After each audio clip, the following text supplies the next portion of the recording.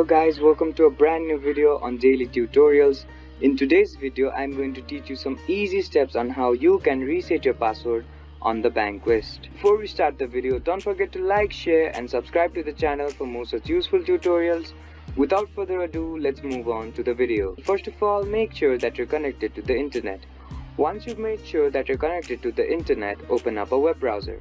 Now, once the web browser is open up on your screen, type in www.bankwest.com.au and hit enter. After the home page of the Bankwest opens up on your screen, on the top right corner of your screen you'll see a login button.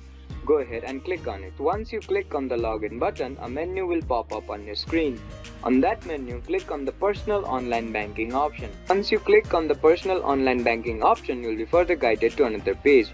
In this page, find the reset your password online option, which is located directly above the login option, and click on it. After you click on the reset your password online option, you'll be guided to another page. In this page, you will have to fill in some credentials. You will have to fill in your personal access number here, your debit or credit card number here, your card PIN number here, and then click on continue. Once you click on the continue button, and if you have filled in these credentials correctly, you'll be guided to another page which will help you to reset your password on the Bankwest account. I hope this video helped you to reset your password on your Bankwest account.